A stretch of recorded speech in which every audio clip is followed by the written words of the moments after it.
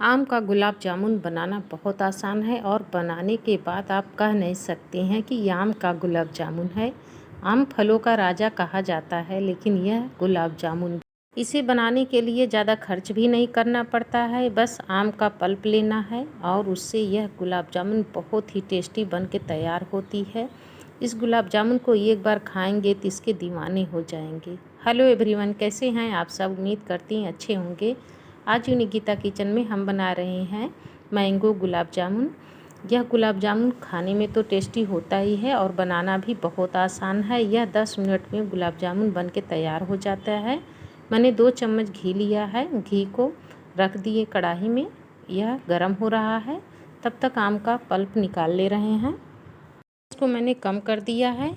अब ये आम है, आम यह घर का है, आप मार्केट से भी ले सकते हैं। जब भी आम लें तो मीठा होना चाहिए और खट्टा आम रहता है तो उसका गुलाब जामुन जब हम बनाएंगे तो उसमें सीरा रहता है, फिर भी वह खट्टापन नहीं जाता।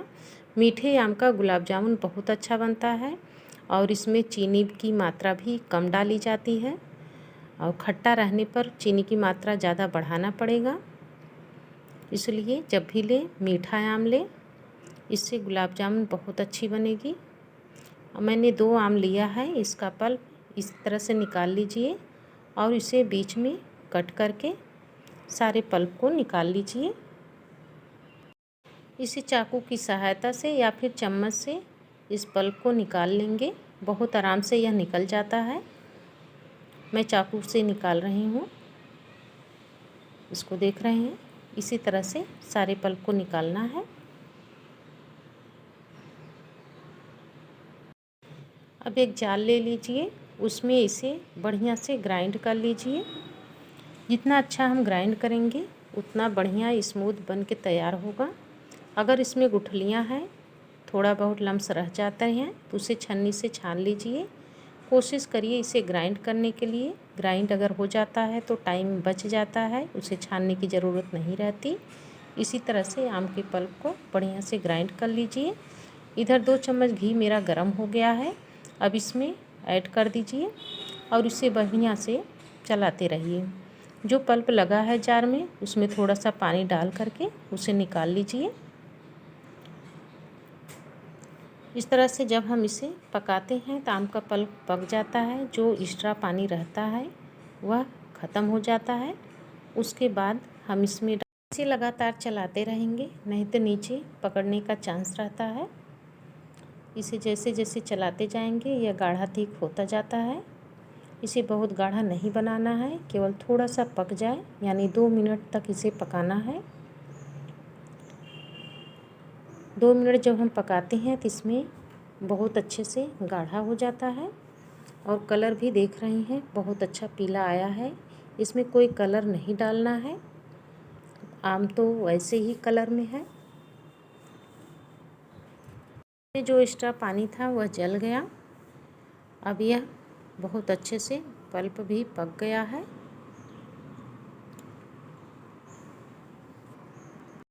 आम का पल्प 2 कटोरी था और सूजी मैं 1 कटोरी से थोड़ा सा कम ली हूँ और बस इतना ही डालना है। बहुत ज़्यादा अगर कर देते हैं तो यह हार्ड हो जाएगा। इसे लगातार चलाते रहें ताकि कहीं लम्स न पड़े। जो एक्स्ट्रा पानी था वह अच्छे से सूजी अब्जॉर्ब कर ली है और इसे देख रहे हैं यह काफ़ी गाढ़ा हो गया है। इसको लगातार हम चलाते रहेंगे, इसे बंद नहीं करेंगे। जैसे जैसे हम चलाते जाते हैं यह गाढ़ा होता चला जा रहा है और जब यह कढ़ाई छोड़ने लगे तब समझ लीजिए यह अच्छे से तैयार हो गया है। अगर इसमें कढ़ाई में चिपक रहा है तो इसका मतलब अभी यह गीला है। इसे हम लगातार चलाते रहेंगे और देख रहे होंगे कढ़ाई छोड़ना स्टार्ट हो गया है। इसी तरह से इसे चलाते रहेंगे और यह अपने आप कढ़ाई से छोड़ दिया। इसी तरह से हमें बैटर चाहिए। यह गुलाब जामुन बनने के लिए एकदम तैयार है। इसे ठंडा हो जाने के बाद ही हम बनाएंगे। यह काफ़ी जल रहा है और मैं इसे पलट रही हूँ। बिल्कुल कढ़ाई में नहीं लग रहा है और अभी हल्का सा गीला है। जब हम रख देंगे इसे 5 मिनट ठंडा होगा, यह और अच्छे से सूख जाता है। इस चीज़ का ध्यान दें कि यह न बहुत हार्ड होना चाहिए और न ही गीला होना चाहिए। जैसे हम आटा का लोई बनाते हैं उसी तरह से होना चाहिए, लेकिन रोटी जो बनाते हैं उससे काफ़ी सॉफ्ट और नरम होना चाहिए। जब भी हम इसे गोले में लोई बनाएं तो इसमें क्रैक नहीं आना चाहिए। अगर गुलाब जामुन में क्रैक आ जाता है तो वह गुलाब जामुन अच्छी नहीं बनती। तेल में जब हम डालेंगे तो वह फट जाएगा। इसलिए इसे अच्छे से सेट हो गया है और कढ़ाई में बिल्कुल नहीं लग रहा है। इसे अब निकाल ले रहे हैं। 5 से 7 मिनट के लिए इसे रख देंगे ठंडा होने के लिए। फिर इसे आटे की तरह अच्छे से मसल लेंगे। अब इधर चीनी लिए हैं 1 कटोरी और 2 कटोरी इसमें पानी डालेंगे।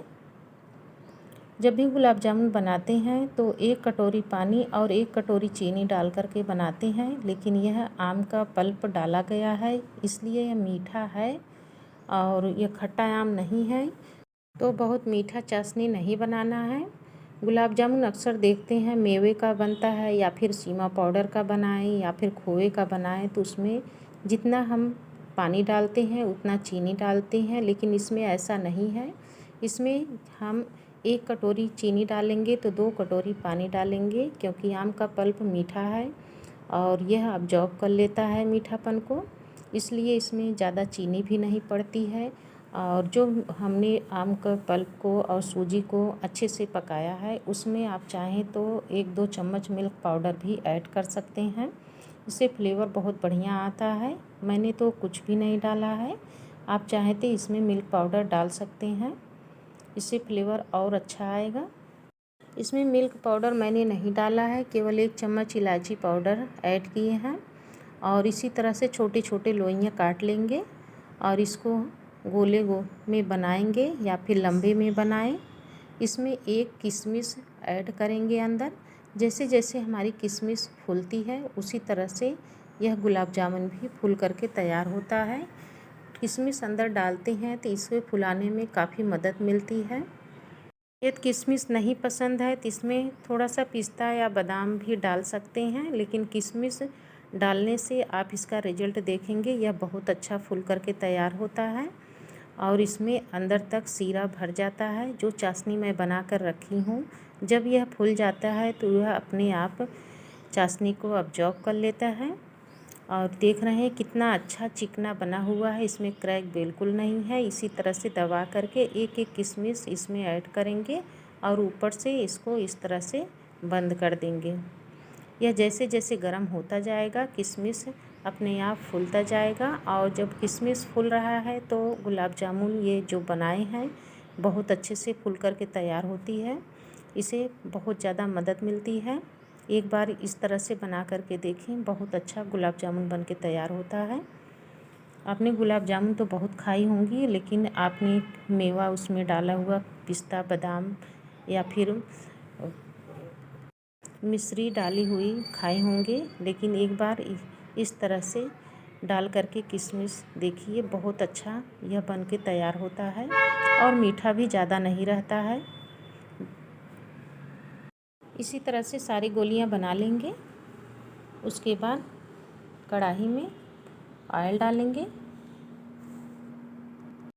मैंने घी डाला है, आप इसमें ऑयल भी डाल सकते हैं। जो भी ऑयल डालें स्मेल ना हो, रिफाइंड ऑयल डाल सकते हैं, ऑलिव ऑयल डाल सकते हैं और मस्टर्ड ऑयल न डालें। मस्टर्ड ऑयल से गुलाब जामुन ख़राब हो जाएगी, अच्छा उसका फ्लेवर नहीं आएगा। जब हम इसमें डाल देते हैं तो इसी कढ़ाई को इस तरह से घुमाएंगे। इसमें कलछल या चमचा नहीं लगाना है, इसे इस तरह से घुमाएंगे ताकि यह एक दूसरे में चिपके ना। और जैसे ही हम गुलाब जामुन डालते हैं तो कढ़ाई में चिपकने का चांस रहता है। जब हम कढ़ाई को घुमाते हैं इधर उधर, वह एक दूसरे से अलग हो जाता है और चिपकने का चांस बिल्कुल नहीं रहता है। बीच बीच में इसी तरह से चलाते रहेंगे, यह अपने आप पक जाता है और टच करने की कोई ज़रूरत नहीं रहती है। जब हम टच करते हैं यह बहुत गुलाब जामुन सॉफ्ट और नरम रहता है। जैसे हम टच करते हैं हमारे कलछल या चमचे में लग जाता है, जब थोड़ा सा पक जाए उसके बाद हम इसे पलटने के लिए पौनी लेंगे और उसी के सहारे से इसे पलटेंगे। यह एक तरफ देख रहे होंगे अच्छे से पक गया है, दूसरी तरफ भी हम इसी तरह से घुमा घुमा करके पकाएंगे। इसमें दो फायदे रहते हैं, एक तो यह चिपकता नहीं है और थोड़ा सा अगर घी में हमें पकाना है तो वह बहुत जल्दी से घूम करके अच्छे से पक जाता है, इसे डुबाना भी नहीं पड़ता। अब मैं इसे इस तरह से पलट दे रही हूँ और इसे पलटने में कोई दिक्कत नहीं है। जब भी बनाएं गुलाब जामुन तो गैस को कम ही रखें, फास्ट नहीं रखना है।